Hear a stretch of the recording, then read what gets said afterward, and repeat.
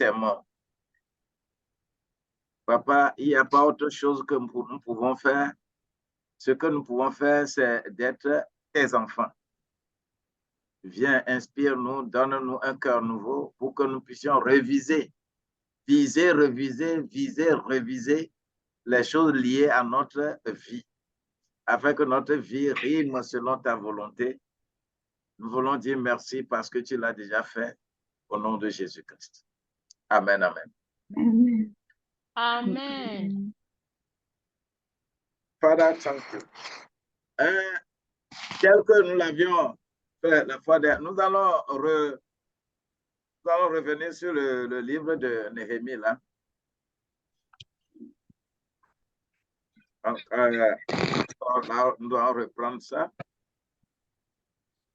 Et je sais que le Seigneur va nous inspirer davantage. Parce qu'il y a des livres dans le livre, parmi les livres historiques.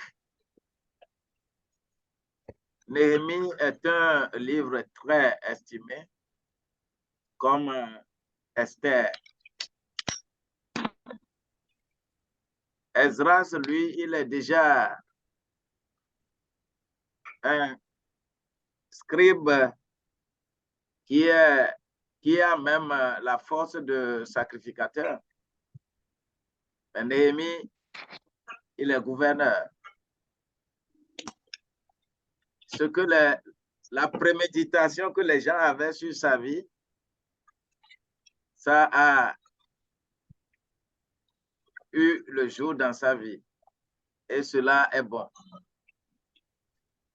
Donc, je dois encore aller et reposer la même question pour nous situer un peu ce que nous connaissons, le prérequis, ce que nous connaissons de cet homme Néhémie. Nous allons en parler. Je voudrais que rapidement, on utilise quelques 5 minutes pour en parler. Donnez-moi ce que vous savez un peu sur Néhémie.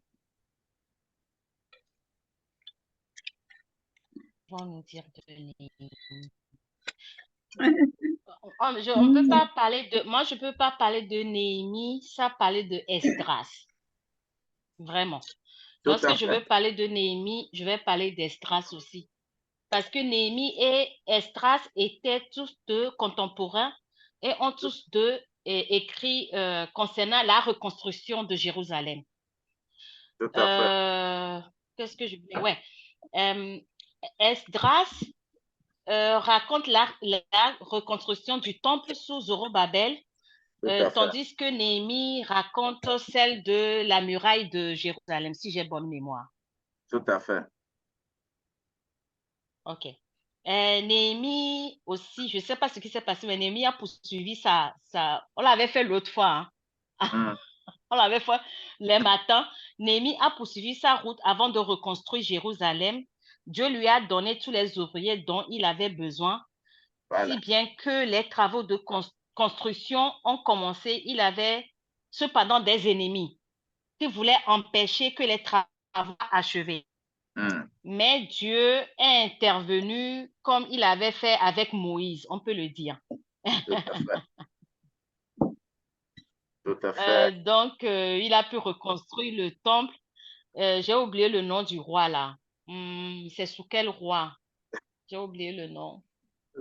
Parler de Cyrus. Désolée, mais ça va me revenir. Cyrus ou Artaxerxès. Oui. Yeah, c'est ça. C'est le nom bizarre avec X là. C'est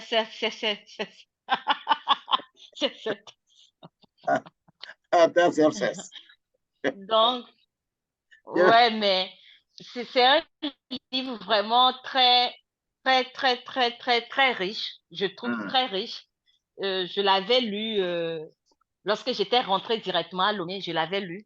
Mais bon, moi, je croyais que c'était déjà fini. Aujourd'hui, lorsque j'ai demandé, on dit, il y a encore Néhémie. Je dis, mince. Néhémie. J'ai oublié. Ouais, mais c'est bien, quoi. Sinon, je peux faire même un peu l'historique. Quand je l'avais fait, je crois que je l'avais lu. Le livre de Néhémie commence en 445 avant Jésus-Christ. Bien sûr. Si j'ai bonne mémoire. Ouais, à 440, je me suis documentée sur ça.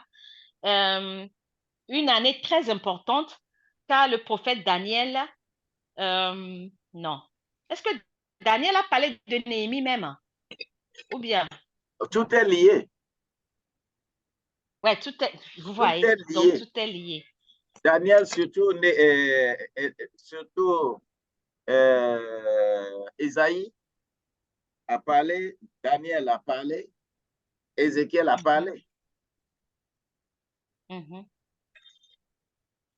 Parce que ce sont des événements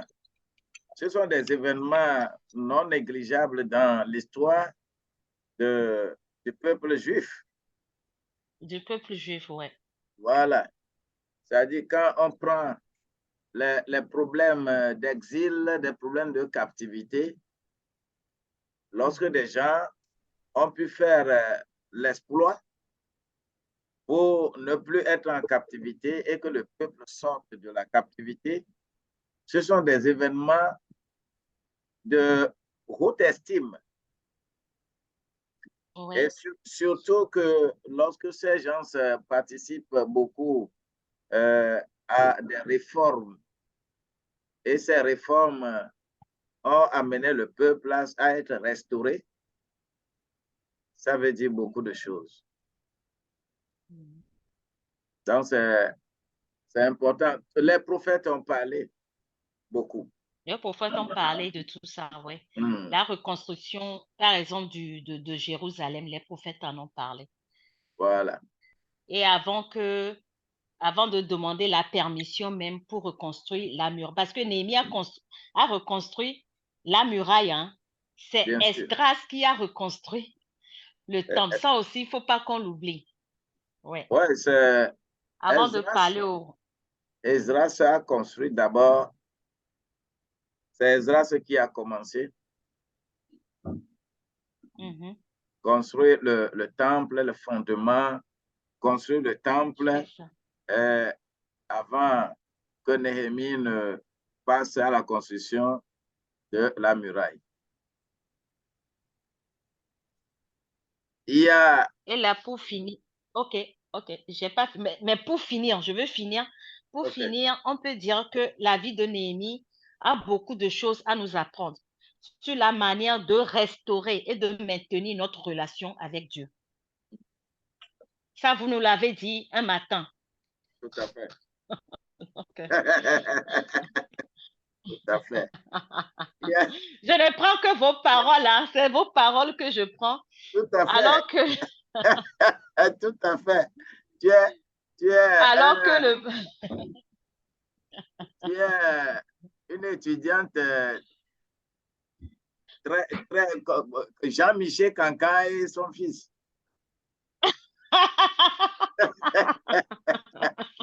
Non, je reprends vos paroles que vous nous avez dit. Donc, c'est ça. La vie de Néhémie nous apprend ça. Alors que le peuple est retourné dans la ville reconstruite, la première priorité était de s'assurer qu'il comprenait la loi de Moïse. Vous saviez ça parce que vous nous avez dit ça l'autre fois. Donc, ils sont repartis, mais ils se mariaient avec les étrangers, comme d'habitude. Les étrangers. Voilà. C'est pour ça. Ouais. On t'attend, sœur Chantal. On t'écoute. Aussi qu'il veut également que son peuple soit édifié spirituellement. Oui, c'est pour ça que le prêtre Esdras, parce que Esdras était le sacrificateur. C'est pour ça qu'il a passé des heures à lire la loi, comme on l'avait vu l'autre fois, dans l'assemblée. Tu te rappelles? On avait fait ça, je ne sais pas si tu étais connecté. Le jour-là, on avait lu ça même ici très fort. C'était des mots forts, quoi. Il avait lu ça à haute voix dans le temple. Tu te rappelles? Avec Esdras. Avec Esdras, oui. C'était très intéressant. Ouais. Alors, Donc, c'est ça. Ça me fait plaisir d'écouter tout ceci comme ça me fait énormément plaisir. Gloire à Dieu. Ça me fait plaisir parce que c'est l'histoire, pour comprendre davantage l'histoire de nos peuples.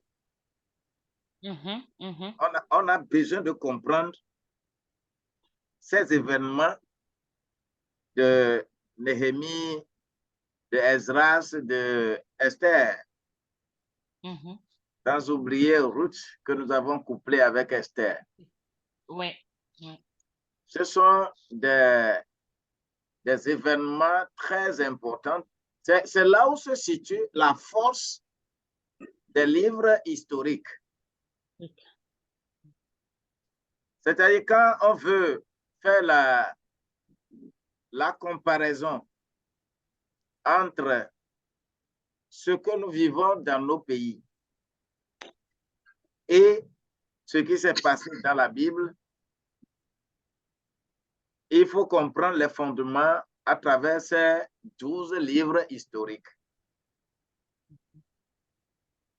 Josué, Ruth,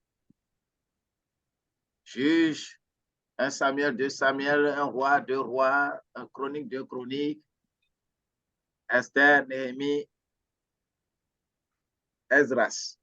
Lorsqu'on comprend, on étudie ces livres-là, il y a beaucoup de choses. Lorsque les autres sont en train de dire de n'importe quoi, toi, tu comprendrais ce qui se passe dans ton pays et quand tu comprendrais la valeur spirituelle par rapport aux royautés, à nos chefs traditionnels, à nos communautés à la base, au paradigme attaché à chaque communauté, on comprendrait rapidement. C'est pourquoi ces livres historiques sont de haute estime avec le peuple d'Israël. Donc, quant à moi, je reprends ce livre-là qui est très important pour moi. Beaucoup moins, c'est important pour moi. Avec Néhémie, nous avions fait une longue introduction. Et vous allez voir que les événements liés, quand le prophète Isaïe au 8e siècle, Ézéchiel au 7e siècle, quand on va prendre les Michée, 6e siècle, vous allez voir comment ces gens ont parlé sur ce qui va se passer très loin. Et ce qui me touche davantage, ils ont parlé avec précision. Et les choses se passent également de façon très précise. Donc, quand on prend les manuscrits de Esdras et Néhémie, c'était un seul livre. Comme le livre des chroniques. De chroniques, c'est attaché à ça. Comme dans le Nouveau Testament, le livre de Luc et Actes des Apôtres. C'était un seul livre. C'est au moment où on voudrait dispatcher les choses par rapport aux périodes avant Jésus, période de Jésus et période après Jésus. Après Jésus. Beaucoup de livres. Donc, souvent on dit que l'auteur est inconnu, mais lorsque tu vois ce que Esdras a fait, Esdras avait réuni beaucoup de livres, des écrits, puisque c'était un scribe. Donc, une grande partie de ce livre-là est considérée comme une autobiographie de Néhémie. Et effectivement, dans le livre de Néhémie, il ne s'agit que d'une narration. On a procédé à la narration de l'histoire d'Israël.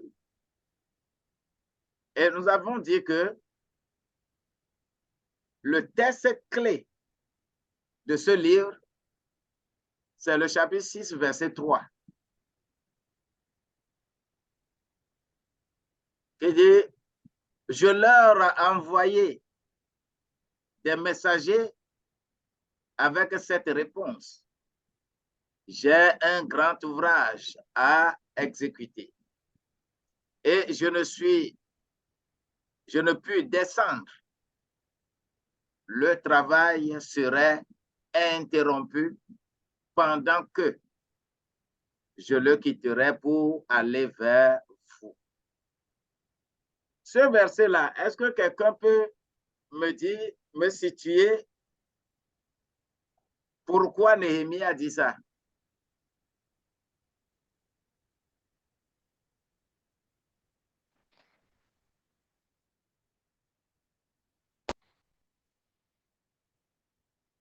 Pourquoi Néhémie a dit ça et que nous prenons ce verset-là comme étant le texte clé? Puisqu'il y aura le verset clé, mais il y a le texte clé.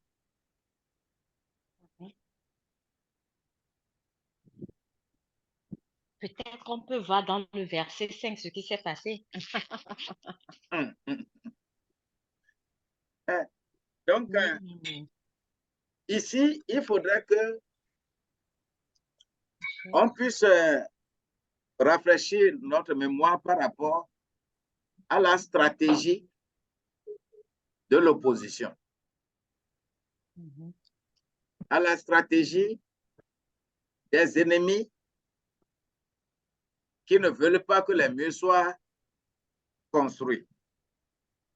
Qu'est-ce qui s'est passé? Eux là, les trois là, on se rappelle lorsque Néhémie avait reçu tellement d'argent pour reconstruire le mur. Là, lorsqu'il est parti, est-ce que c'est Néhémie? Oui, ou bien c'est Esdras qui a reçu l'argent? Non, c'est Néhémie. C'est Néhémie. C'est Néhémie. C'est-à-dire que Néhémie n'a pas en réalité reçu l'argent, mais c'est une présomption. Néhémie, lui, il a pris un papier. Il a été mandaté par le roi. Par le roi. Alors que je me rappelle, lorsqu'ils voulaient faire le truc, au début, eux, ils ne voulaient même pas l'aide du roi. Eux, ils voulaient le faire. Mais ils se sont fait torpiller par un de leurs membres, ou bien un qui voulait les aider. Ils ont dit non. Et le gars est parti voir le roi pour leur dire, ou bien ils ont écrit une lettre au roi pour leur dire, si le roi les laissait partir, c'est un peuple. Si le roi les laissait partir, ils ne vont plus payer d'impôts. Voilà. Et puis, je ne sais plus le nom du roi là. Et le roi avait interdit que eux ils partent. Voilà. Mais je ne sais pas par quelle magie le roi a vu dans les manuscrits qu'il y avait un roi même qui avait écrit qu'il leur donne l'autorisation de construire le temple. Je crois que ce n'est pas Cyrus, hein? Non. Oui, ça c'est de Esdras. Parce que avec les adversités, le temple, la construction du temple avait été arrêtée. Cyrus, lui, il avait donné l'ordre pour qu'on fasse tout. Mais c'est compliqué. C'est pas Néhémie. Oui. Et comme le temple, la construction du temple s'était arrêtée, il a fallu que Cyrus passe, Darius passe, Artaxerxès vient. Ça a fait des années avant qu'on ne retourne regarder encore dans les registres pour voir que, ah, attention, on peut, et on les a autorisés. Ça, c'est le temple. Ça, c'est Esdras. Ouais. Voilà. Maintenant, le muraille. La Ici, muraille, pardon. Voilà, avec ici, Néhémie, lorsque Néhémie va se présenter, Néhémie va recevoir l'autorisation d'aller construire les murs. Muraille. Mais quand les amis, il y a les juifs et les non-juifs qui ne voulaient pas. Donc, quand on a vu que Néhémie a commencé à construire et que le travail marchait, les ennemis, eux, ils ne savaient pas que c'est le roi lui-même qui lui a donné l'autorisation avec un papier à l'appui. Oui, mais ce ne sont pas tellement des ennemis, c'est les gens de Judas ou bien de Judas. Oui, c'est des ennemis. Il y a des ennemis internes et externes. Externes, ok. Voilà. Nous allons les voir. Les frères qui sont là et qui sont contre. Ce sont des frères. Ce sont Voilà. des frères normalement. Oui, des frères ennemis, ils sont plus dangereux que les vrais ennemis. Donc, comme ils voulaient arrêter, ils ne voulaient pas que Néhémie construise les murs, ils voulaient arrêter les choses en utilisant des subterfuges.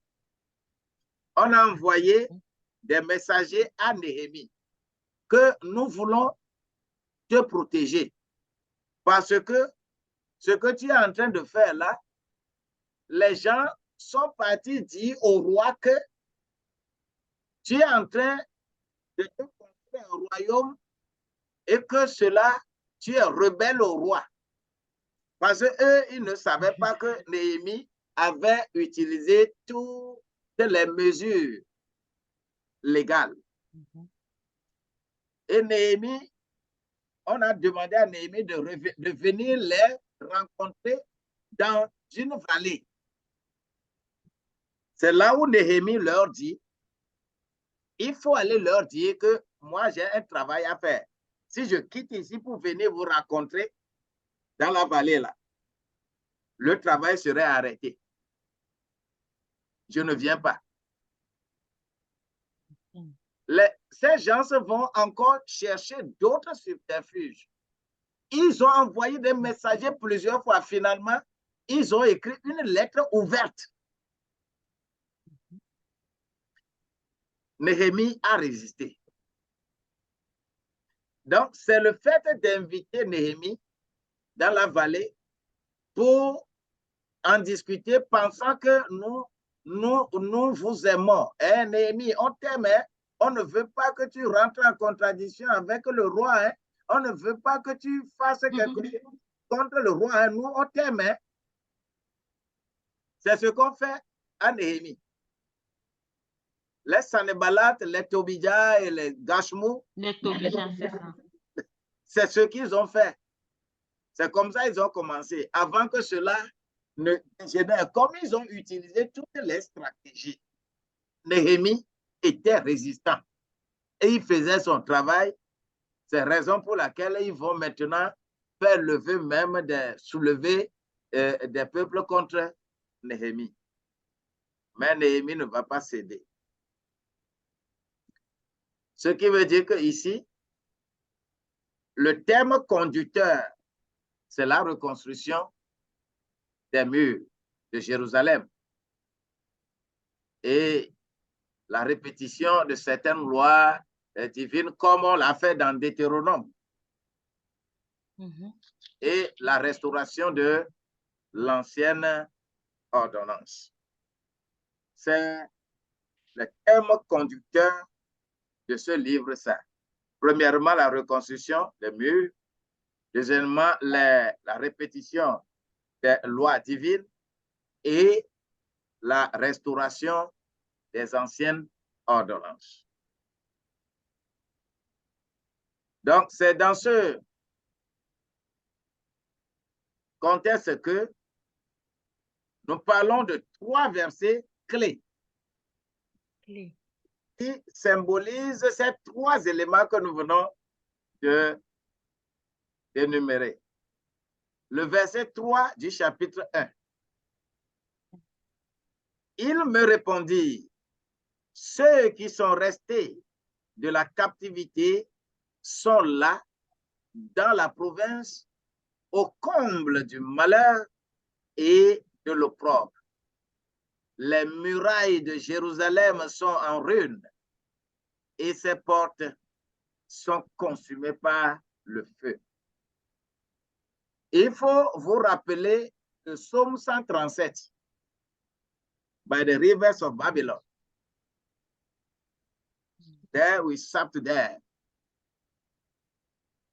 Et nos ennemis nous demandaient de chanter quelques chansons de Zion. Comment pourrons-nous chanter les chansons de Zion sur une terre étrangère? Ça, on a reçu l'information. Maintenant, l'information, il fallait passer en action. Le verset 11 du chapitre 1. Ah, Seigneur, que ton oreille soit attentive à la prière de tes serviteurs qui veulent craindre ton nom. Donne aujourd'hui du succès à ton serviteur et fais-lui trouver grâce devant cet homme. C'est la prière que Néhémie, après avoir écouté l'information sur l'opprobre qui régnait à Jérusalem, la prière là que Néhémie a faite avant d'aller voir le roi. Pour que le roi accorde une intention particulière à sa demande. Et le 3e passage, c'est le chapitre 6, versets 15 et 16.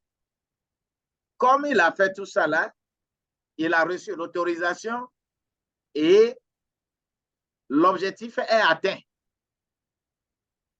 La muraille fut achevée le 25e jour du mois d'Elul, en 52 jours, lorsque tous nos ennemis l'apprirent, toutes les nations qui étaient autour de nous furent dans la crainte. Elles éprouvèrent une grande humiliation et reconnurent que l'œuvre s'était accomplie par la volonté de notre Dieu. Les ennemis ne pensaient pas que ce travail allait être accompli. On ne croyait pas. Mais le Seigneur a accompli l'œuvre. C'est comme ça qu'il va accomplir toute œuvre que nous commençons. C'est comme ça qu'il va l'accomplir aussi dans notre vie. Malgré les adversités, Amen. On va arriver à bon port. Amen. Voilà les 3 passages clés, versets clés de ce livre. Alors, nous devons savoir que le livre de Néhémie,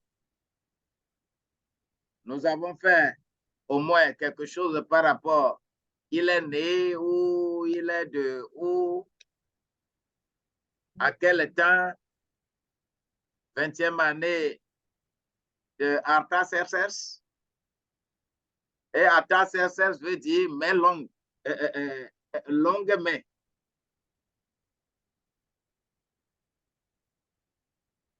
La main qui est longue. Artaxerxès, ça veut dire ça. C'est-à-dire, il y a entre Néhémie et Esdras 13 années. Esdras, avec la reconstruction du temple,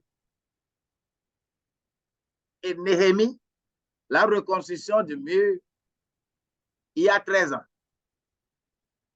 Wow. C'est des vagues de retour.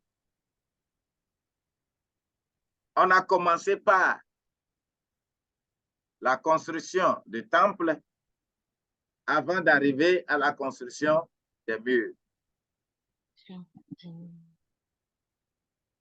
Lorsqu'on parle de l'arrivée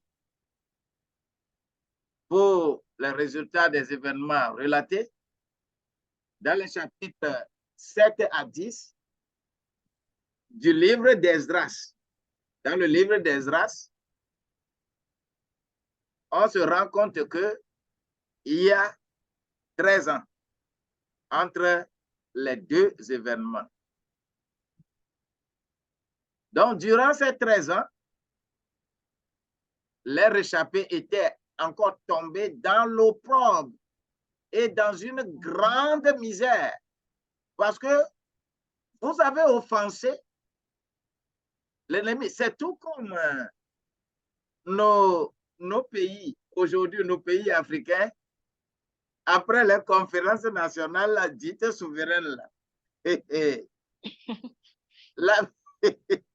La période de souffrance que le peuple traverse, c'est seulement des choses comme ça. Si vous n'êtes pas prêt pour sauver le peuple, restez tranquille. Mais lorsque nous prenons également, nous transposons cet événement, par exemple, en France, les Français, eux, ils ont fait 100 ans.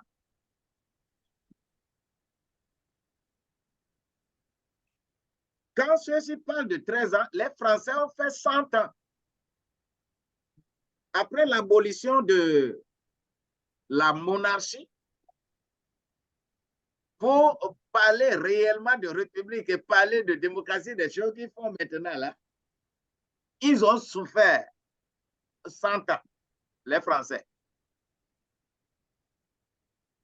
Donc, dans la vie de tout peuple, il y a cette transition. Donc, il est vrai que le temple était rebâti, d'accord, mais dans une ville sans défense. Parce que rien n'est organisé.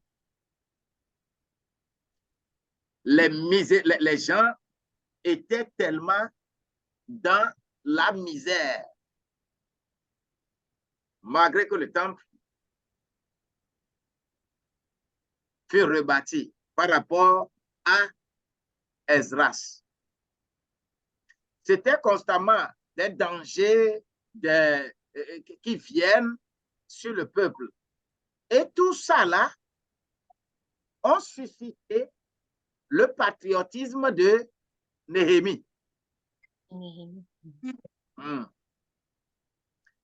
Parce que l'opprobre, le temple était, on a commencé à reconstruire, on reconstruisait le temple, mais la muraille était là en ruine. Et c'était l'opprobre, la honte totale, la honte nationale. Jérusalem qui était côté, Jérusalem qui était bien apprécié, Jérusalem est dans la honte parce que les murs sont écroulés. C'est important maintenant de parler de la première partie, c'est-à-dire la reconstruction des murs de Jérusalem, qui est considérée comme un type d'édification du royaume divin sur la terre. La terre est difficile. Le monde là,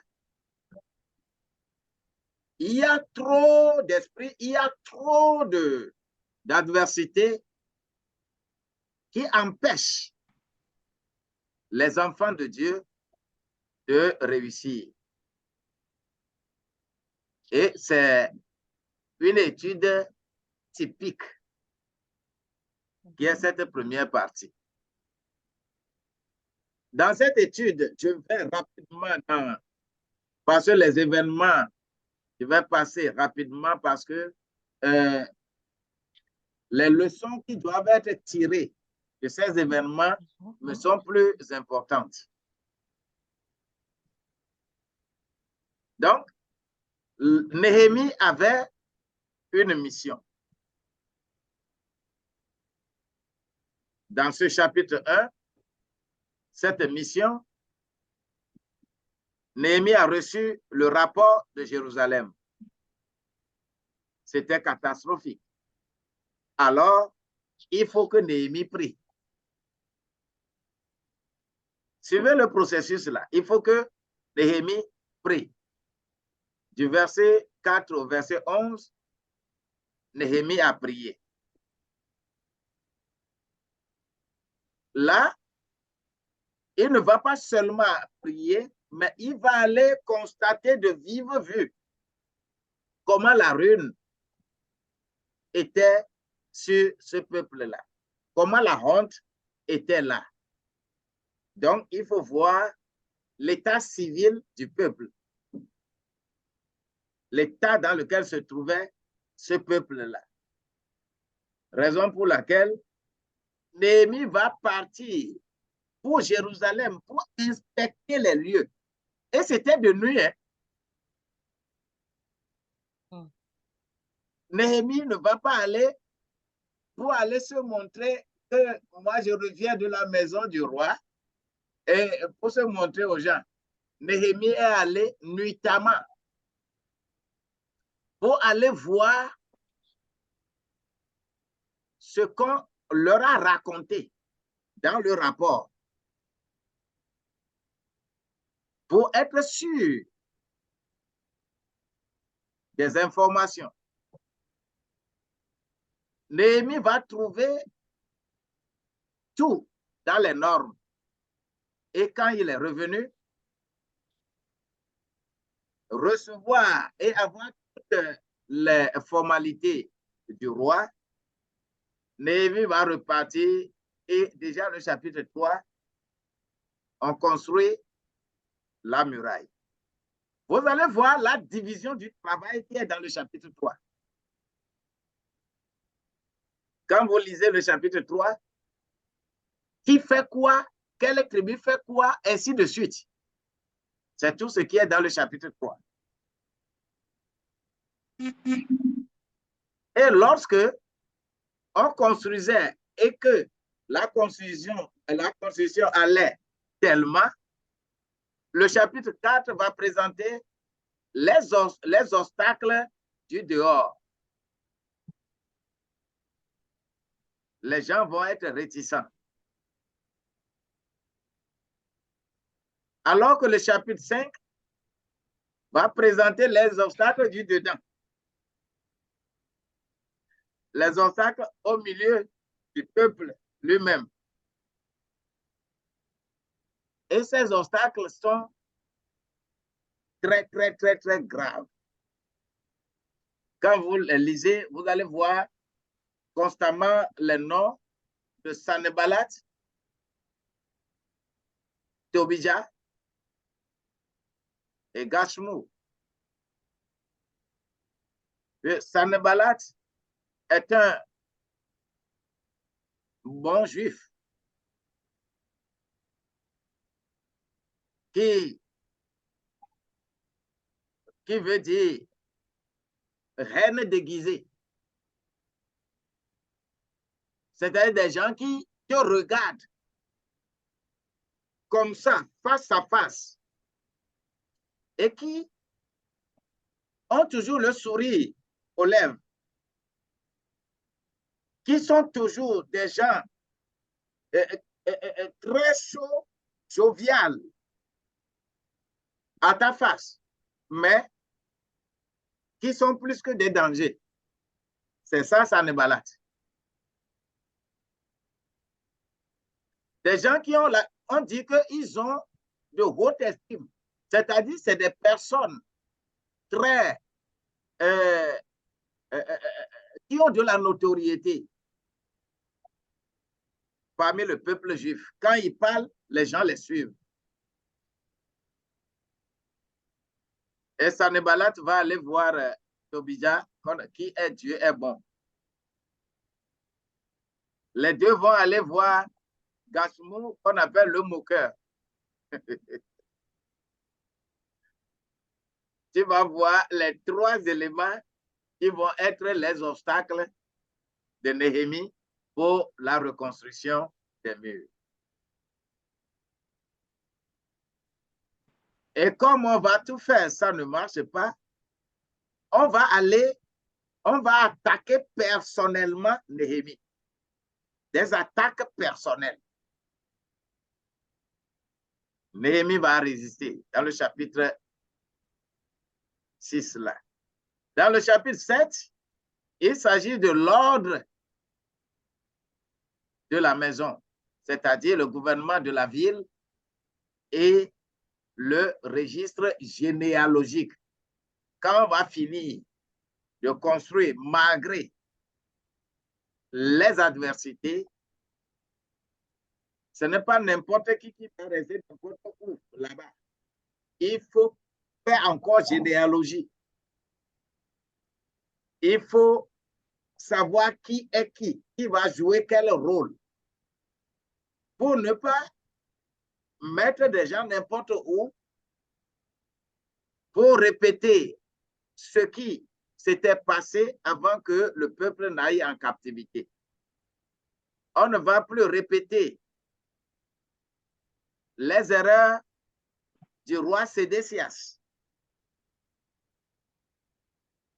Alors, il faut savoir qui, fils de qui, va être où. Et on a fait de très bons recensements généalogiques dans le chapitre 7.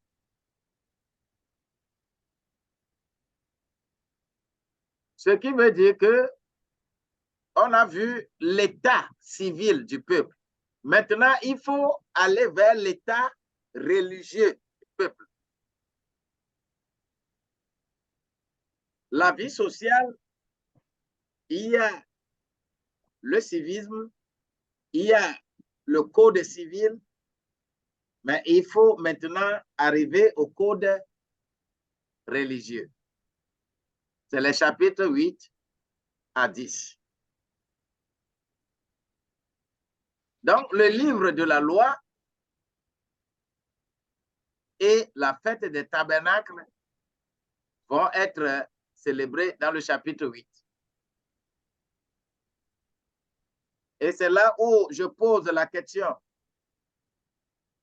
de situer la fête des tabernacles dans la Bible. Et je posais la question de savoir c'est quelle fête légalement reconnue en Israël. C'est quelle fête? Il y a en tout 5 fêtes ou bien? Voilà. Donc, ça va être 5e fête ou bien? Ça, c'est la 5e fête. Et fête de tabernacle, ce sont des fêtes prescrites dans Lévitique 23. Nous laissons de côté ce que c'est le sabbat. Le sabbat, c'est hebdomadaire. À part le sabbat, il faut aller vers les 5 fêtes. La Pâque, qui est la conversion. Pentecôte, qui est la réception du Saint-Esprit. Trompette, qui est ce que je suis en train de faire là. Et il faut que chacun sache quelle trompette il va siffler. Le prophète a sa trompette. L'apôtre a sa trompette. L'évangéliste a sa trompette. Le pasteur a sa trompette. Le docteur a sa trompette.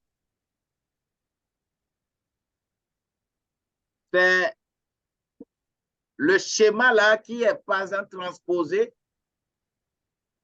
dans la chorale. Première voix, deuxième voix, ténor, basse. Ce sont des trompettes.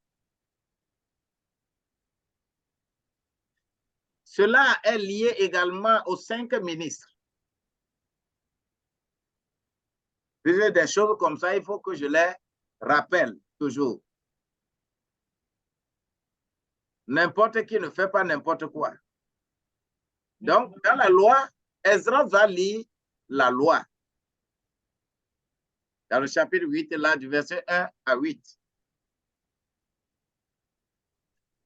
Donc, ce jour est alors saint. Parce que, après avoir lu la loi, le tabernacle, c'est la prise en compte de la loi par le tabernacle qui rend le tabernacle saint. Ce tabernacle, c'est notre corps. C'est nous. Voilà. Et c'est ça, on a célébré. Et ça s'appelle la fête de cabane, la fête des tabernacles. Parce que les gens, quelquefois, appellent ça cabane parce que quoi?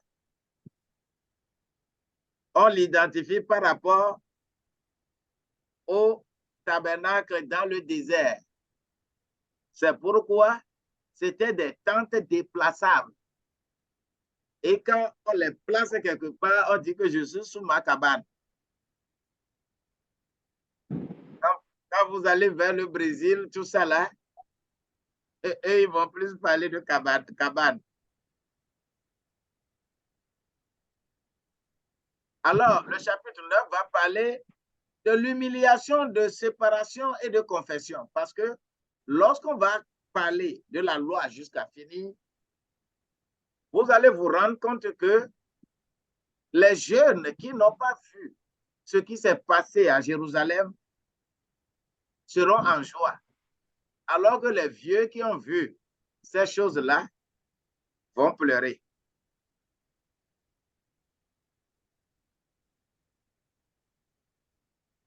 Et on parle du renouvellement de l'alliance. Et qu'on sache que lorsqu'on a construit les murs, s'il faut être dedans, il faut renouveler correctement les alliances pour ne pas retomber dans les mêmes soucis. Ce qui fait que le peuple va sceller cette alliance-là. Le peuple va dire oui, nous voulons être scellés par cette alliance. Et les obligations de l'alliance vont être très bien lues pour que le peuple se rappelle de cela, comme on l'a fait dans Deutéronome. Pour le chapitre 11, il s'agit de repeupler maintenant Jérusalem. Il faut repeupler parce que n'importe qui ne va pas être n'importe où. Qui va être où? C'est important. Et le chapitre 12 va parler de la dédicace de la muraille. Et le 13e chapitre, c'est l'énergie individuelle de la foi. Et c'est dans le chapitre 13 là, on va passer comment l'appelle-t-on, au peigne fin. Qui est qui? Les métis et les mulâtres. Pour savoir qui va faire quoi. Et c'est là où on va punir ceux qui ne pouvaient pas parler hébreu. Et c'est là où aussi ce que Agé va retracer lorsque les sacrificateurs ne seront pas supportés et que les sacrificateurs eux-mêmes vont aller commencer à faire leur chant pour subvenir à leurs besoins, Dieu a sévèrement puni le peuple. Voilà un peu ce que ce livre de Néhémie, dans son cheminement, nous présente. Maintenant, les leçons qui sont là vont nous édifier. Le thème, c'est bien sûr la reconstruction des murs de Jérusalem, ce qui est considéré comme un type d'édification du royaume divin sur la terre.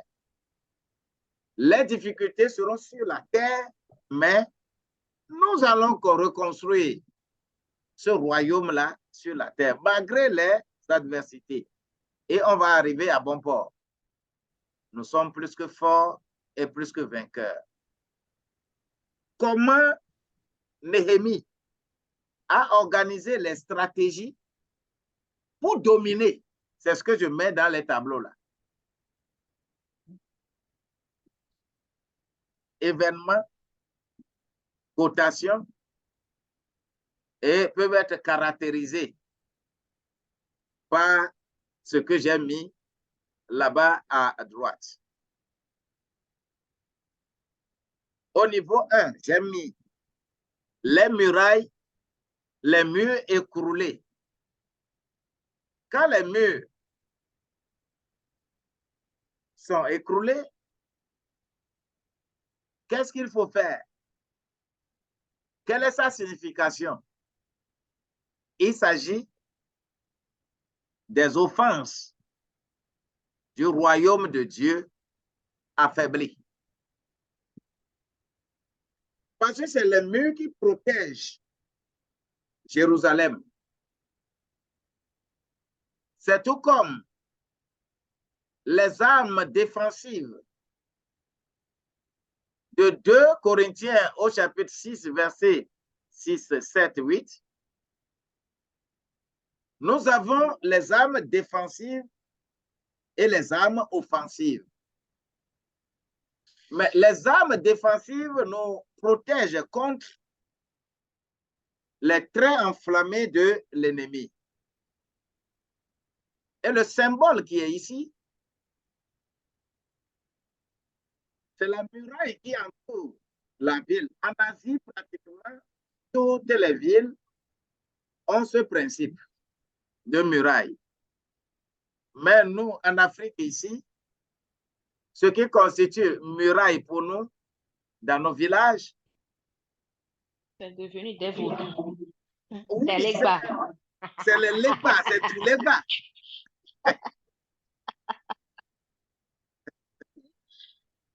C'est ça. Les autres construisent des murs. C'est quoi les bas, papa? Les bas, c'est le gros fétiche qui protège la ville. Qui protège, ouais. Mais ce n'est pas seulement en Afrique, même en Europe. Même en Europe. Vous allez voir le symbole de l'euro. Même en Europe. Oh. C'est le truc qui, c'est le truc qui fait ouh, ouh, ouh. C'est le truc qui fait. Tu parles de hibou? Non, il y a quelque chose dans la forêt, dans la nuit. Il fait ouh, ouh, ouh. Le matin, tout, je ne sais pas. Le hibou. Ah bon? Le hibou? Peut-être tu parles de hibou.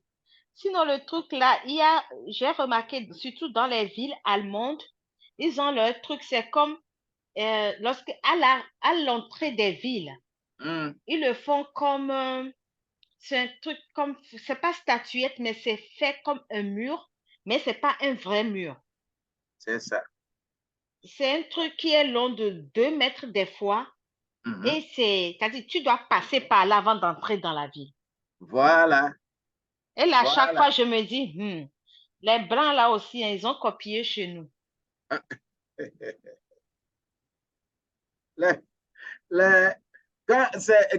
En Asie, il y a ça pratiquement pour toutes les villes. Hein. Et c'est comme ça. Donc, c'est un symbole de défense. Spirituellement, c'est notre vie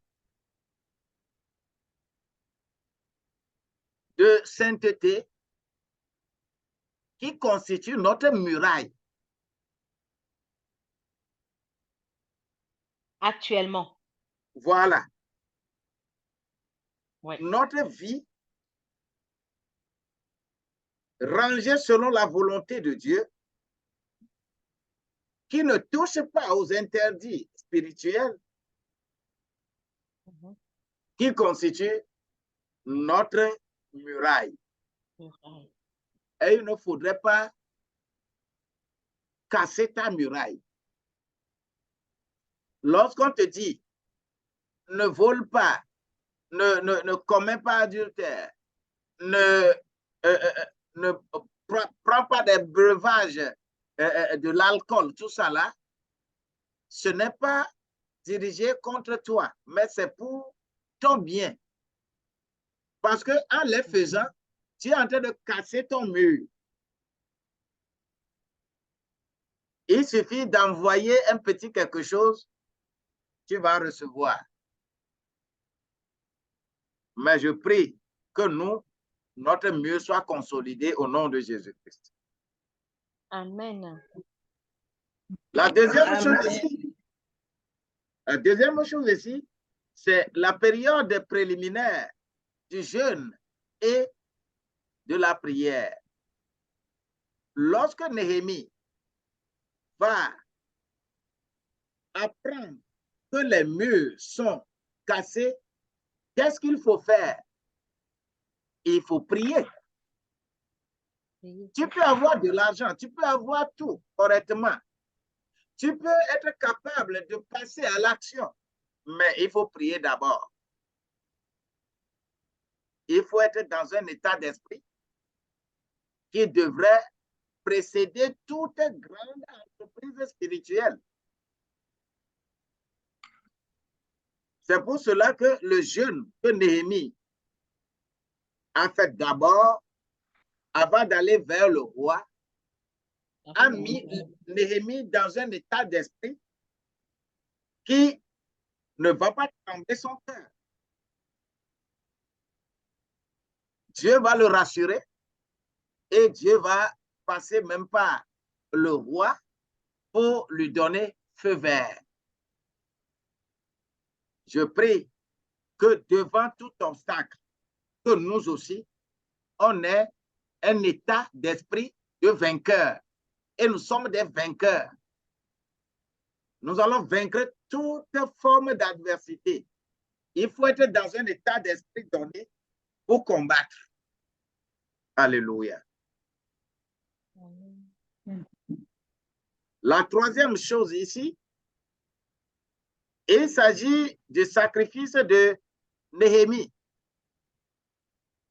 C'est-à-dire, Néhémie va quitter une belle position pour aller vers la souffrance pour délivrer les gens. C'est un sacrifice.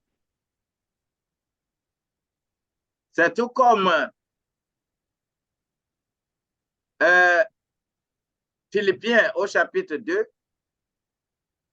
versets 6 à 12. Il est Dieu. Il est égal à Dieu.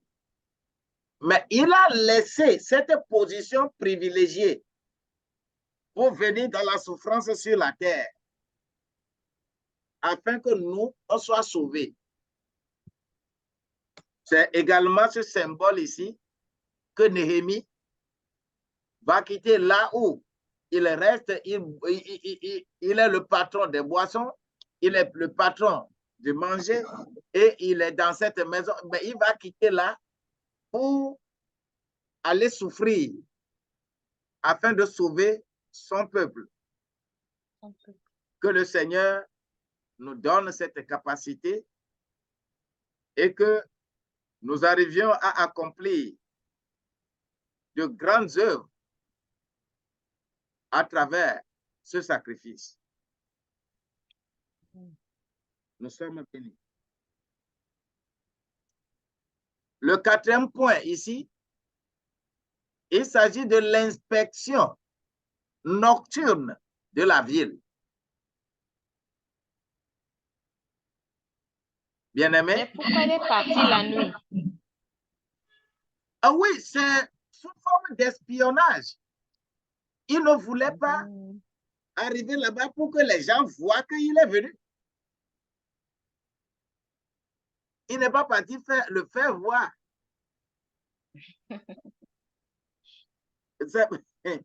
C'est pourquoi spirituellement, les enfants de Dieu ont pris la nuit. Quand il y a un problème, un défi à relever, il faut sacrifier son sommeil.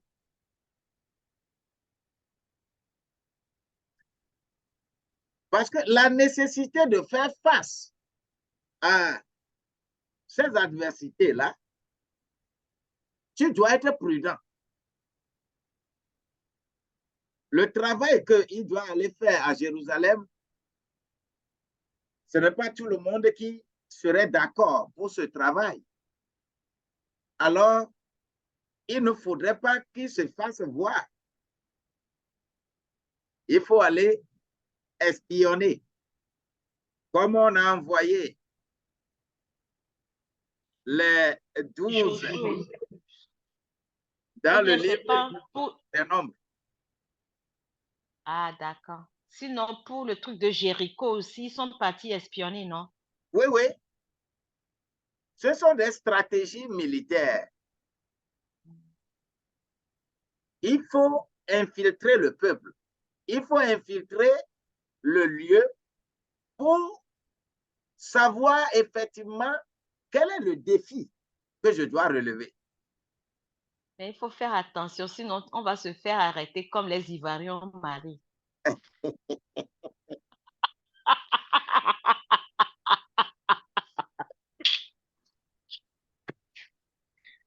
Ces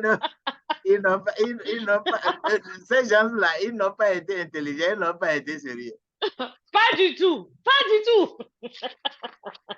Je dis, c'était des comédiens, ils ont envoyé où?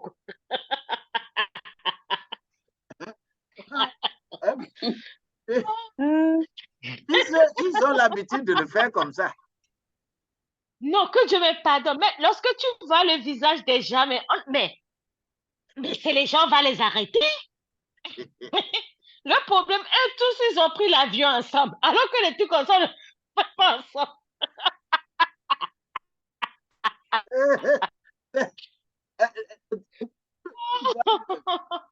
Tu vois le bien. En riant, on se réveille un peu.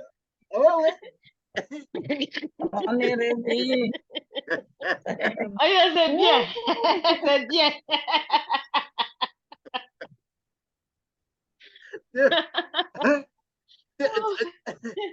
Tu vois un peu la chose. Tout ça, là, sont des stratégies d'exploration. Et c'est de nuit, il faut aller explorer. Les Blancs en arrivant en Afrique, là, ils ont utilisé toutes ces stratégies d'une manière ou d'une autre pour pouvoir nous atteindre. Donc, Néhémie ne pouvait pas aller le jour pour se faire voir, non. Et c'est des leçons qu'on nous administre ici, des leçons spirituelles. Telle position avec telle stratégie, telle position avec telle stratégie. Le point 5. Après avoir fait tout ça là, Néhémie va rechercher la coopération. Parce que lui seul, il ne peut pas aller faire ça. Il faut chercher des gens qui sont prêts pour travailler avec lui. Ce sont des éléments essentiels. Familière. Voilà. God bless you. Ah, c'est bien. God bless you. Comme Pierre l'a fait avec les autres apôtres. Voilà. On l'avait fait aussi un matin. C'est comme ça se passe. Donc, toutes ces stratégies ont été utilisées par Néhémie. Il est fantastique. Maintenant, 6.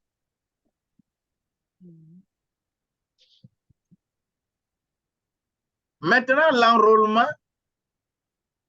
de toutes les classes. On aura le tableau là ou bien? Oui, oui. Il faut changer le tableau. OK. Parce que je suis en train de le dessiner, mais je crois que je laisse. On l'aura, ça c'est bon. Oui, oui. Vous allez avoir. Ce sont des tableaux que j'ai conçus qui schématisent correctement les choses, quoi. Ça, c'est bien. Gloire à Dieu. Donc, l'enrôlement de toutes les classes, il faut savoir qui doit faire quoi. Je parlais de ce chapitre 3. Quand vous lisez, on dit que tel a posé les portes de, tel a posé les portes de, tel a posé la division du travail. Tout le monde ne va pas faire la même chose. Néhémie a très bien procédé à la division du travail. Le problème, lorsqu'on ne trouve pas les bons collaborateurs, moi, dans mon domaine, il y a des choses, je dois le faire moi-même parce qu'ils ne le font pas bien.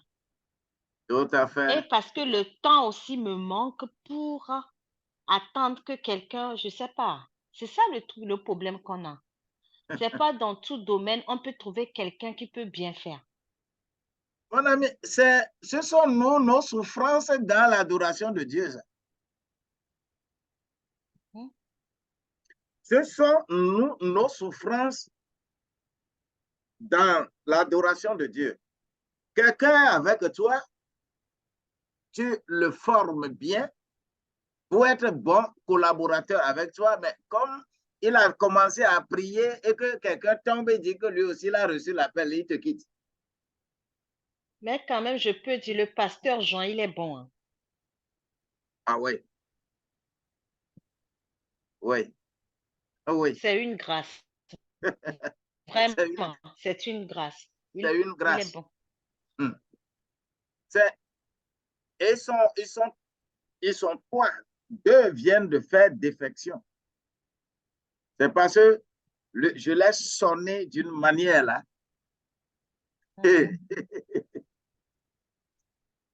On souffrait pour cette œuvre-là. Vous allez voir que les mêmes méthodes peuvent être employées pour surmonter des obstacles au travail spirituel. Comme ici, là, c'est utilisé pour le travail qui est physique. Ce sont des stratégies. Mais nous ramenons également ces applications au niveau spirituel. Qu'est-ce qui se passe? Quand tu es ridiculisé, on est dans le ridicule, il faut surmonter cette situation, cet état d'esprit par la confiance en Dieu.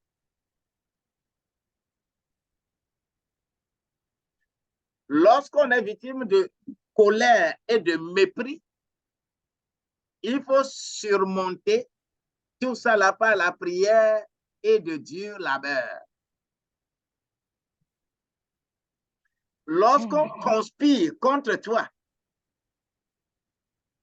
des conspirations contre toi, alors il faut surmonter cela par la vigilance et la prière. Lorsque tu es atteint de découragement des amis, il faut surmonter cela par le courage et l'immuable. Parce que tu peux aller au ciel, revenir, le Saint-Esprit sera dans la barque. Amen. Ce sont de différents éléments de ce que Néhémie a fait. Il est ridiculisé dans Néhémie 2, 19. Mais le verset 20, il a surmonté par la confiance à Dieu. Victime de colère et de mépris. Dans le verset 3 du chapitre 4, mais chapitre 4 là, 4 à 6, oh, il a surmonté par de Dieu labeur.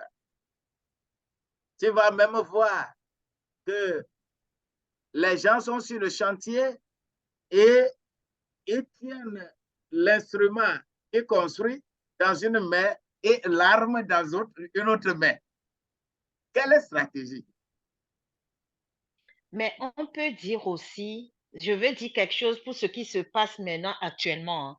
Voilà. Par rapport à ce verset-là que vous avez dit tout à l'heure, surmonter par confiance en Dieu, Néhémie 2:20.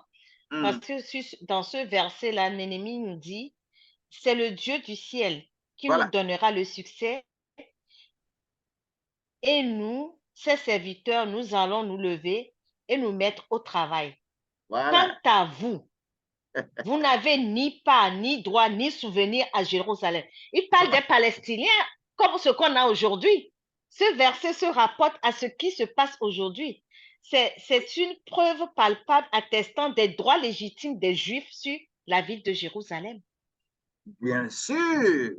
Est-ce qu'on peut le dire? Parce que vous avez dit ça, je me dis, mais le verset là, je l'ai lu, je dis, je ne sais pas quoi. Lorsqu'on voit ce qui se passe maintenant, on le voit dans la chair, on est contre Israël. Mais lorsqu'on est dans le spirituel, on se dit, c'est Dieu qui a, je ne sais pas, c'est écrit dans la parole. Ce qui est écrit ici, là, les combats, les adversités éternelles, là-bas, là, c'est ça, hein? Ce qu'on lit ici n'est pas différent de ce qui se passe entre Israël et Palestine. Hein? Il n'y a pas de différence. C'est les mêmes.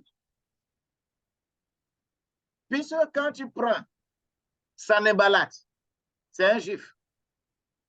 Tobia, c'est un juif. Mais Gashmu, c'est un ismaélite. C'est ça. Et ils sont partis se coupler avec les Israélites pour venir casser la chose de Dieu. Oui, comme ce qu'on voit maintenant en Palestine, il y a certains Juifs qui sont de leur côté des Palestiniens. Bien sûr. Tout ce schéma, c'est le schéma qui est ici. Ça a été comme oui, ça. Oui, c'est ça, quoi. Lorsque vous avez dit, on lit le verset, on se dit, waouh. Hein? OK. Donc ça, c'est le ridicule. OK. C'est le ridicule. C'est le ridicule. Mais la colère et le mépris. Le verset 3 du chapitre 4. Du chapitre 4.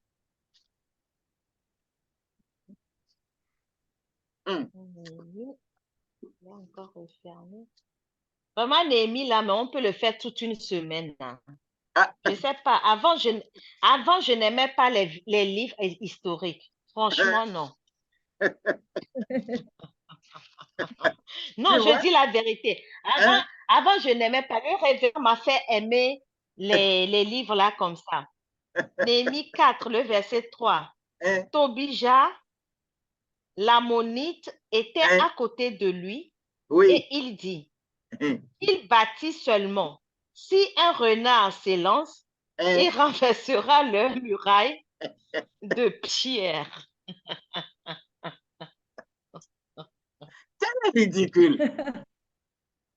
Quel Vraiment. mépris.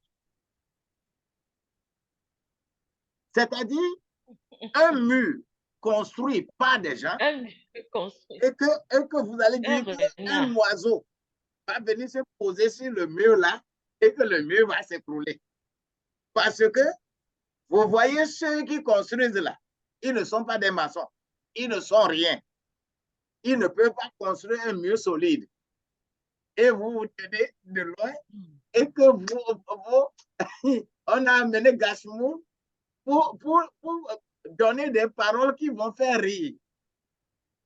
Quel mépris. Ils se sont moqués. Ils sont vraiment les renards. Ah oui, un renard. Un renard qui va venir se poser sur un mur et que le mur va s'écrouler. Ils vont les laisser construire. Comme qu'est-ce qu'ils savent construire? Il faut les laisser. D'ailleurs, la chose qu'ils vont construire là, quand ça va finir, un renard va venir se poser et que ça va s'écrouler. Oh, il faut les laisser.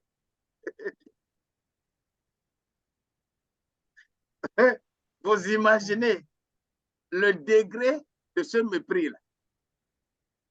Alors, il faut surmonter ça par la prière et le dur labeur. D'ailleurs, on les a consolidés à savoir qu'il faut construire ça pour que ce qu'ils disent là ne se réalise pas. Hein. Et ils ont surmonté. Et quand tu parles de cette conspiration, les conspirations là, les versets 7 et verset 8 du chapitre 4 là, conspiration.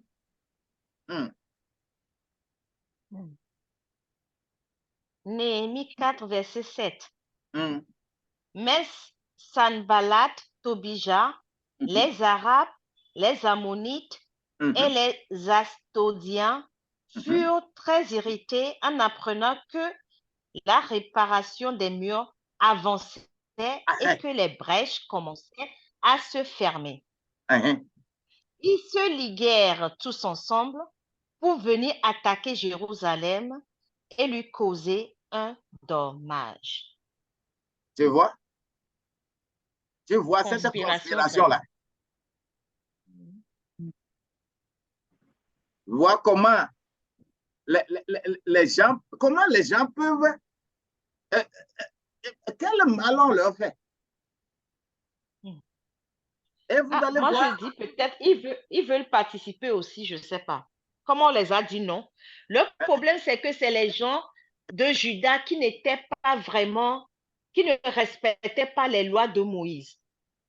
Effectivement. C'est les gens qui étaient vraiment comme, je ne sais pas, ils sont des juifs aussi, mais ils ne respectaient rien. Ils ne comprenaient rien. Ils ne veulent pas. Spirituellement, c'est les gens qui ne sont pas, je ne sais pas. Sinon, si c'est les gens vraiment bien, comment ils peuvent s'attacher aux Arabes pour faire mal à leurs frères? Voilà. Voilà. Et c'est comme ça. Ce qui se passe encore là-bas aujourd'hui, c'est actuellement, oui, c'est ça, quoi. La même logique. La conspiration. Nous devons être vigilants. C'est pourquoi Israël est toujours vigilant. Quand un coup venu en Israël, là, vous allez recevoir 1000 coups. Je le connais, moi.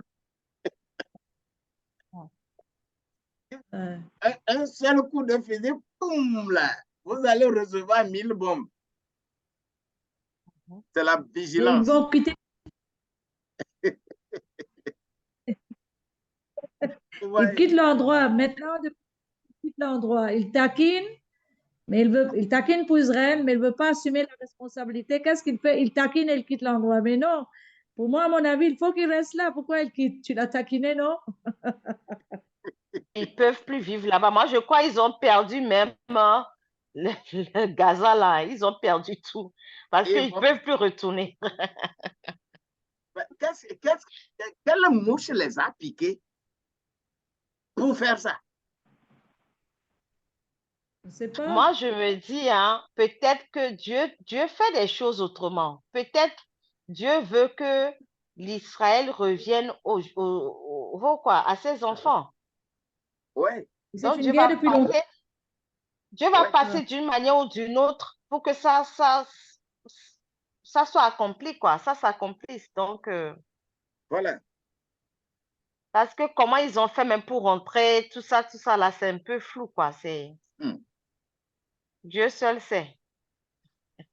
Donc, vous voyez comment Néhémie a organisé toute cette stratégie pour arriver à construire les murs face aux adversités.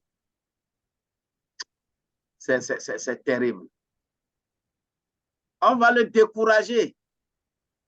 Les amis, on va le décourager. Les versets 10 à 12 du chapitre 4 là. On va le décourager. Mais cependant, le verset 10. Cependant, Judas disait, les forces manquent à ceux qui portent les fardeaux et les décombres sont considérables. Nous ne pourrons pas bâtir la muraille. Le verset 11. Et nos ennemis disaient, ils ne sauront et ne verront rien jusqu'à ce que nous arrivions au milieu d'eux.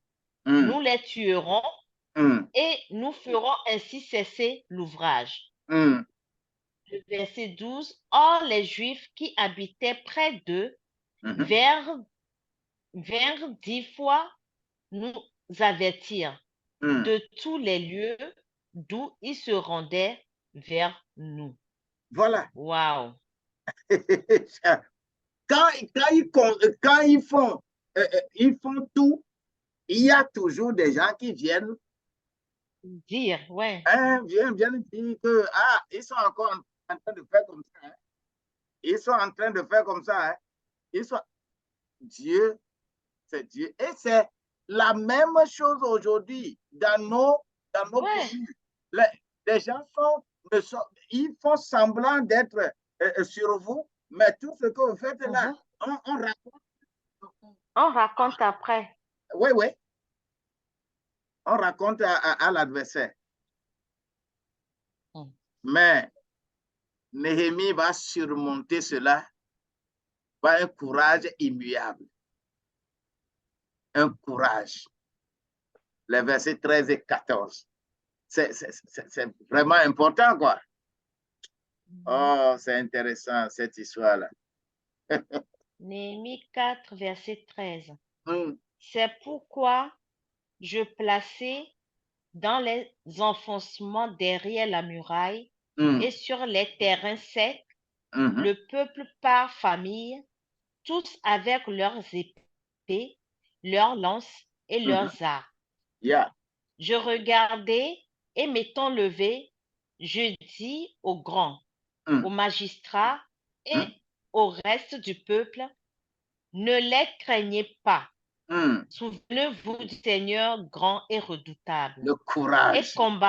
Et combattez pour vos frères, pour vos fils et vos filles, pour vos femmes et pour vos maisons.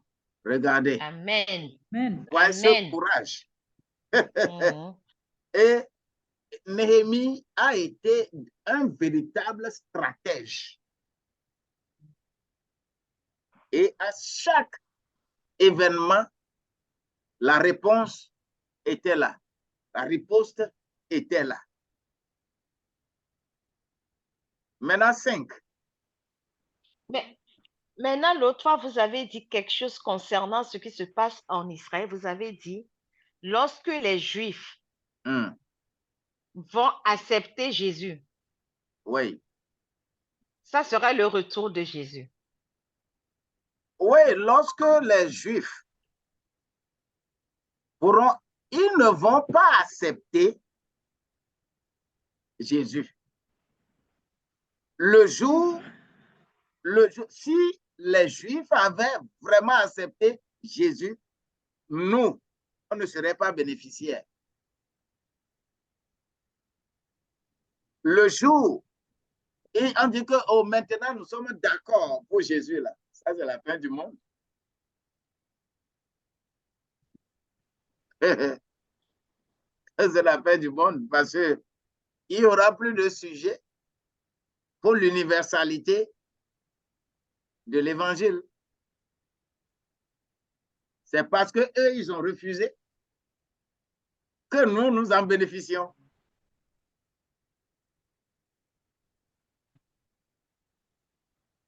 C'est ça.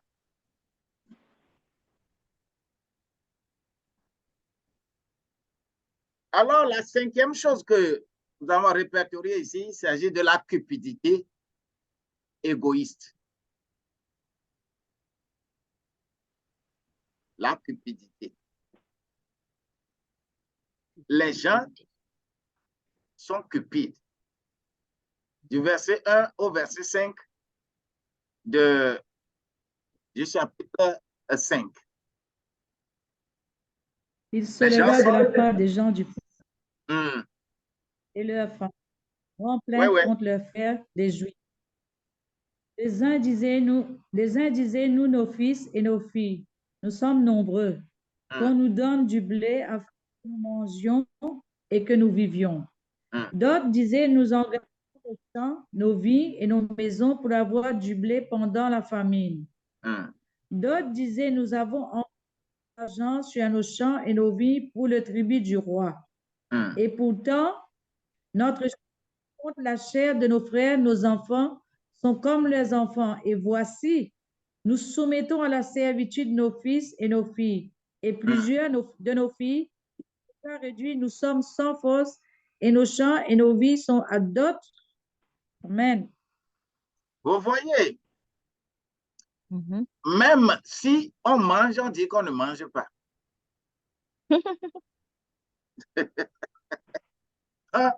On n'est pas rassasié. Mais nous, on doit être rassasié. On nous donne du blé afin que nous mangions et que nous vivions. On mange pour vivre. C'est vrai. On ne vit pas pour manger. Cette cupidité avait aussi régné. Mais les versets 6 jusqu'au verset 17 là, on va faire la réprimande. Il y a certaines choses, il faut agir avec fermeté. C'est l'exemple de l'abnégation. Quand on veut être dans des choses spirituelles, on veut être avec Dieu, on ne discute pas les choses charnelles. On ne se plaint pas pour des choses charnelles. Chaque fois que quelqu'un se plaint pour des choses charnelles, il faut corriger conformément au charnel. Avec Dieu, là, il faut être spirituel et non charnel. Mais lorsque les gens se prévalent de quoi on a faim, on a besoin de blé, on a tant, au moment où il y a la guerre, au moment où les adversaires sont là, au moment où on nous accule des armes, au moment où il faut être serein pour combattre, vous voulez manger.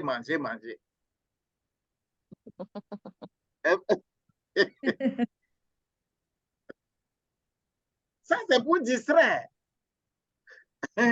Alors, il faut réprimander. Néhémie, je t'aime, quoi. Je t'aime vraiment.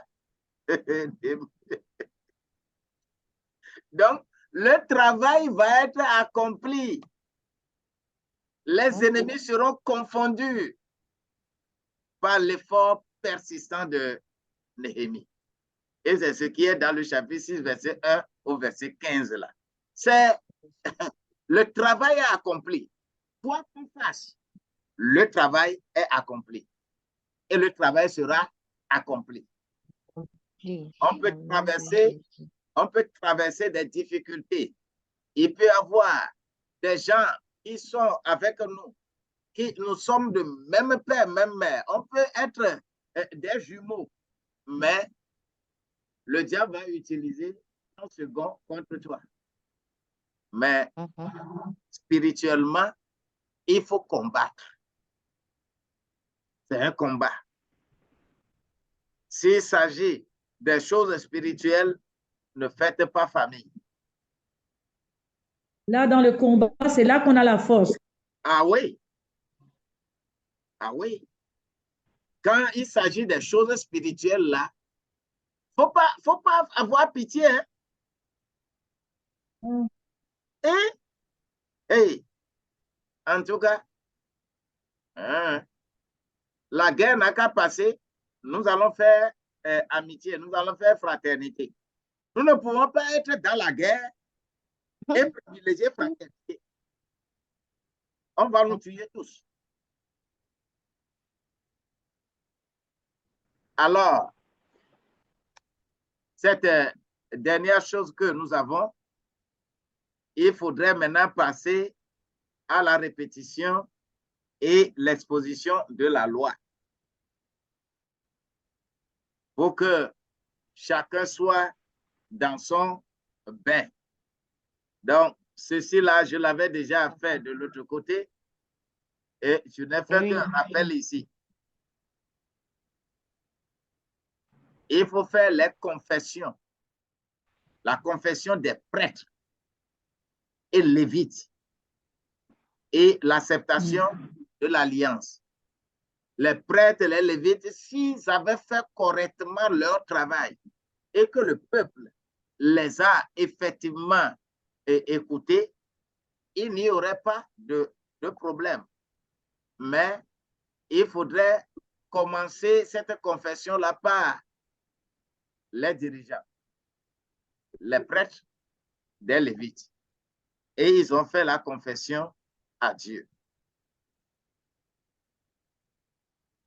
Donc, ils vont lancer l'appel pour le peuple pour demeurer à Jérusalem.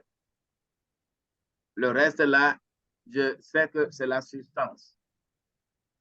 Les dirigeants à Jérusalem, comment il faut organiser les villages qui sont hors de Jérusalem, il faut également les organiser.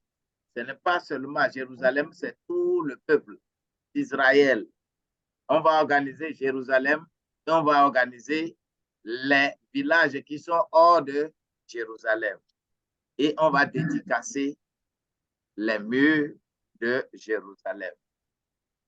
Que le Seigneur nous aide à travers cette étude-là à avoir la substance que Néhémie a eue pour gagner la bataille.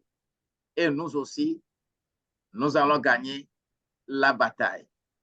Et cette bataille va être refermée par les réformes sociales et religieuses. Il faut chaque fois penser aux réformes.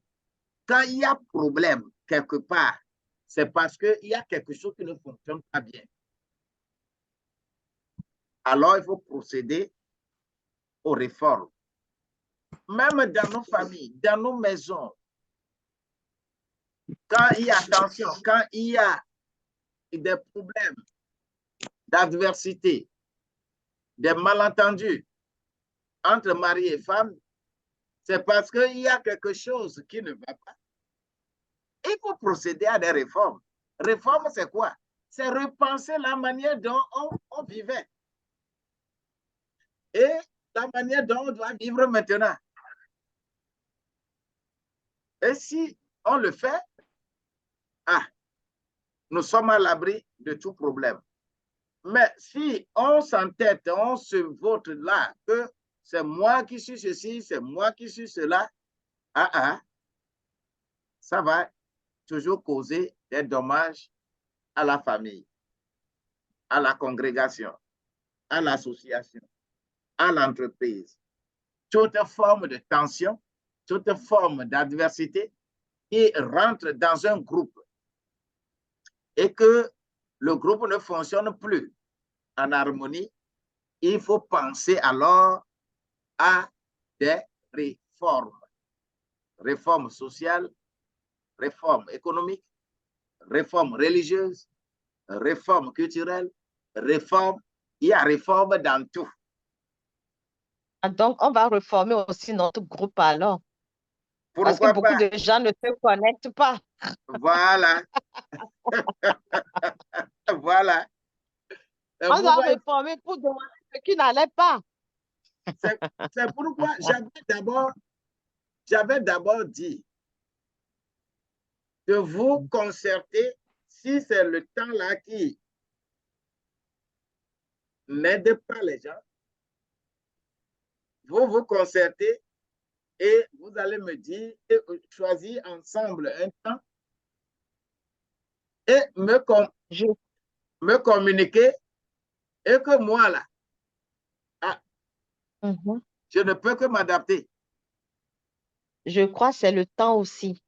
Et voilà. Le problème, quand la rentrée a commencé 2 fois par semaine, nous qui avons les enfants, c'est un peu dur. Je dois dire la vérité, c'est un peu dur.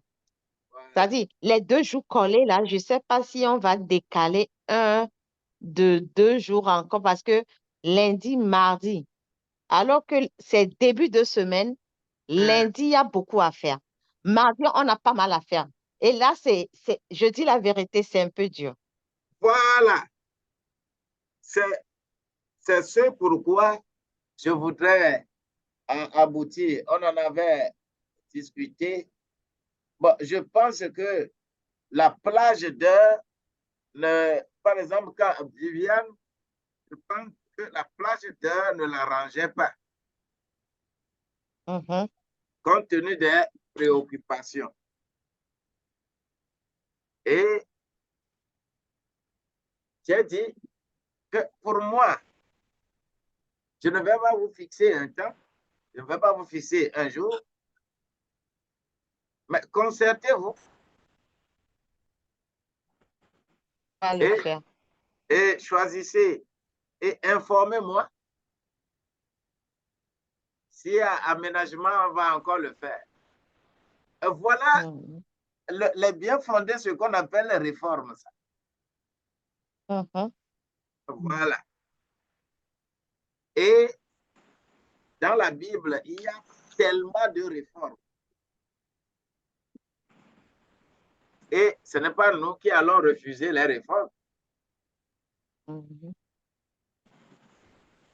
Avec une société, avec un groupe de personnes, vous avez toujours besoin de faire des réformes. Et c'est important. Que le Seigneur vous bénisse. Amen. Très intéressant. C'est intéressant. Très intéressant. Il faut, et moi, j'ai photographié, j'ai enregistré. Il faut réécouter ça. Voilà. Vous allez voir que quand, avec l'enregistrement, il y a l'audio, mais qui est toujours un peu lourd. J'envoie l'audio d'abord dans le groupe.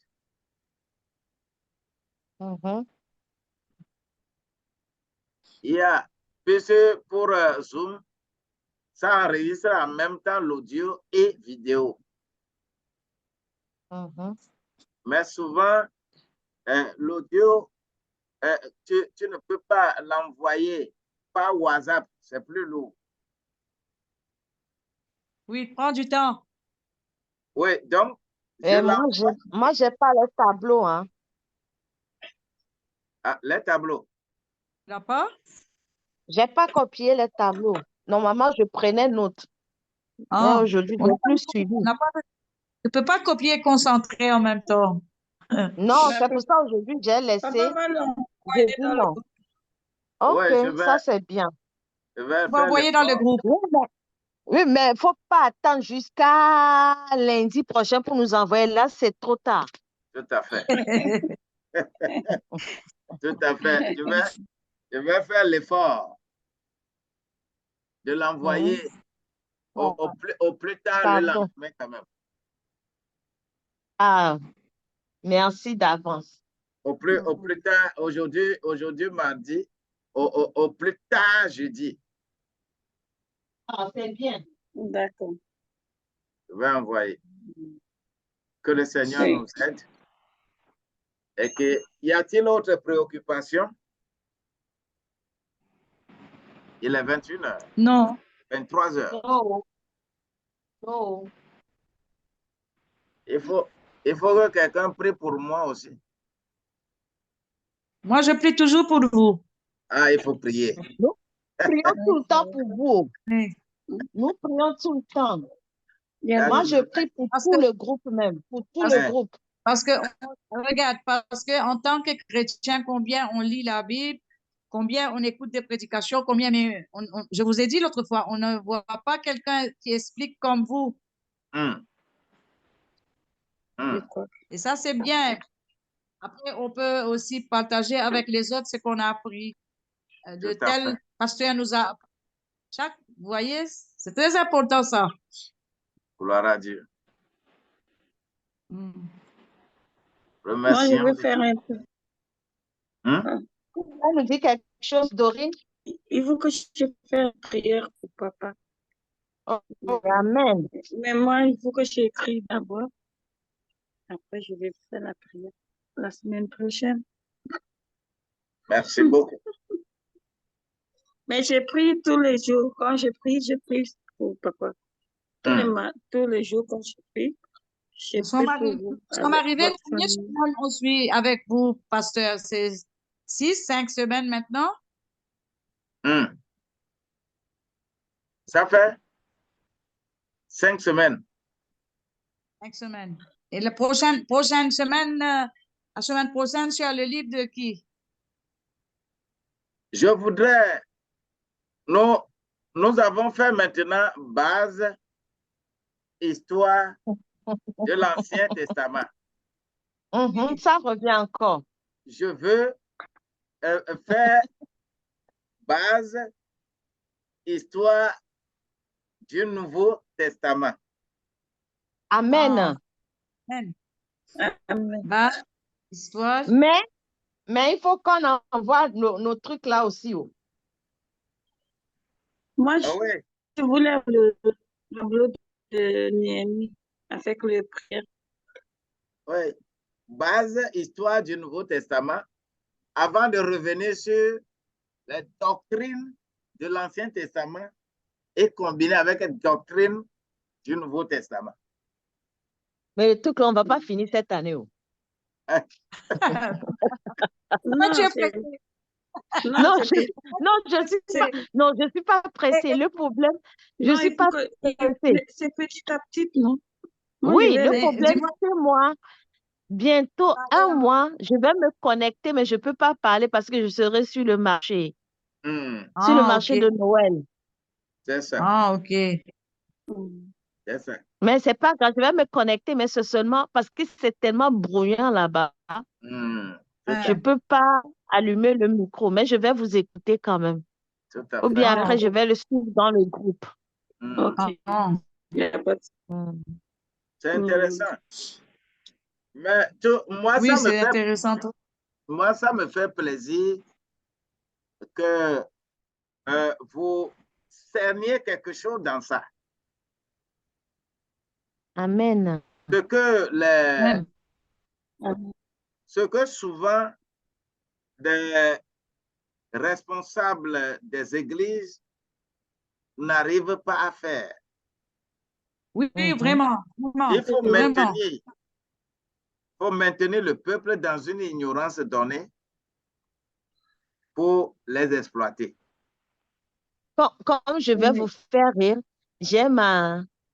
l'autre fois, le pasteur avait vu la petite fille à la maison. Sa sœur est venue aujourd'hui.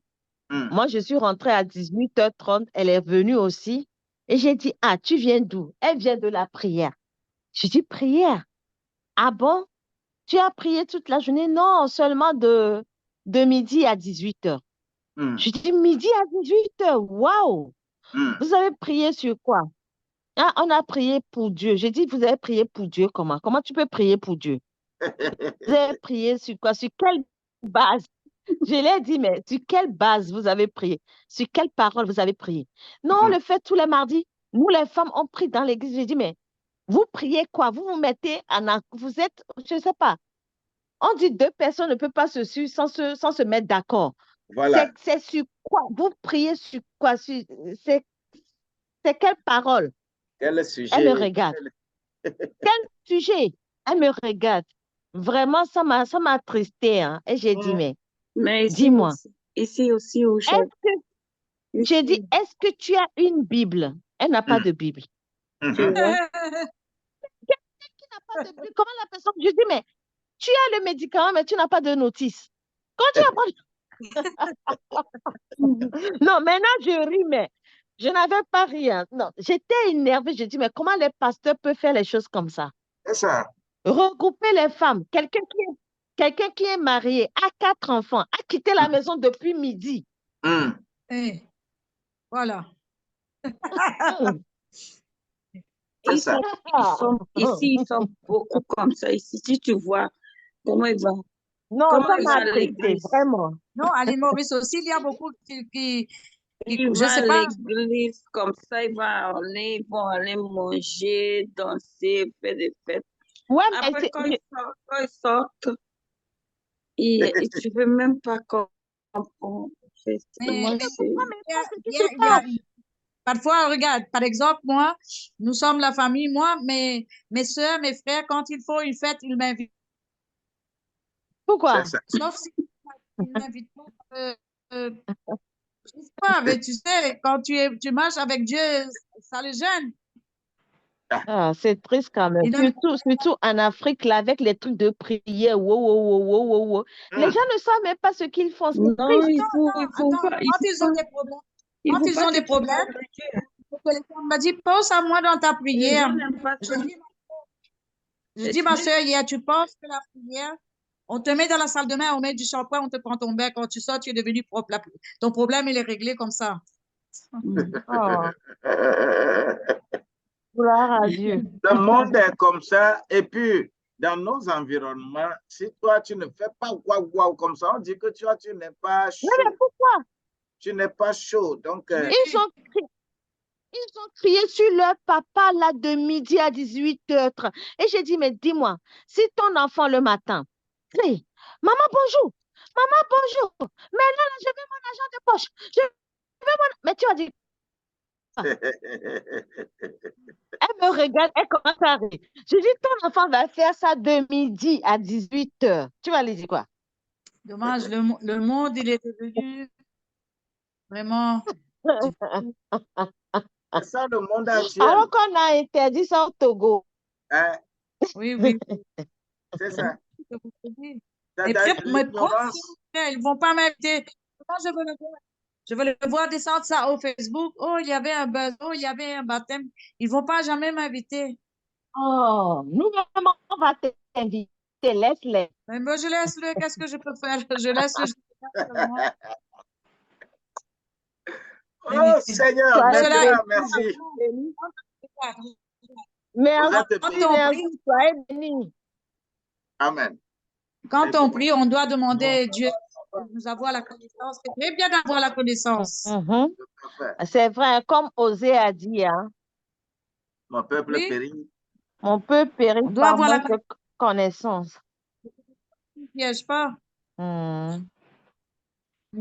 Regarde, il y a des gens qui ont des livres. Et ma voisine dit avec sa fille, frappe sa fille. Je ne veux pas que tu ouvres la porte. Je veux que tu ouvres la porte seulement les gens qui sait petit Jésus. Je lui dis, qui t'a dit Jésus, le petit? Frappe sa fille. Je lui dis, toi, ton âge ne monte pas.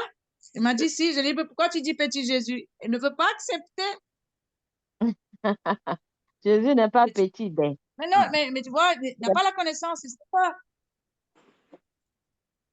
pas. C'est pas Jésus bébé qui partait de lui en lui faisait du bien, non. Jésus est grand, il est monté. Qu'est-ce que tu parles? Dieu est bon. Dieu est bon. Amen. Il est bon pour nous. Je prie et je nous confie en lui et lui seul, qui n'a qu'à venir prendre possession de notre sommeil. Amen. Inspirer les cœurs, toucher les âmes, nous faire revivre ces leçons, nous mettre en pratique afin que spirituellement, lorsque la nuit, on vient nous hanter, que celui qui vient hanter soit hanté lui-même. Que tout trou creusé, et même il tombe dedans. Nous allons nous réveiller en bonne forme demain pour vaquer à nos occupations. Soyez protégés, soyez protégés, soyez protégés et que vos familles soient protégées au nom de Jésus-Christ. Amen. Amen. Soyez bénis. Et votre famille aussi. Amen. Bonne soirée, bonne nuit. Soyez bénis. Soyez bénis. Tout le monde, bonne soirée. C'est toi, Belle Bio? Belle Bio, c'est elle. Ah, c'est elle. Elle est partie direct. Allez, bonne nuit, pasteur. Bonne nuit, pasteur. Bye bonne nuit, bye. Chantal. Bye. À demain. Bye. Oui, à demain. En live.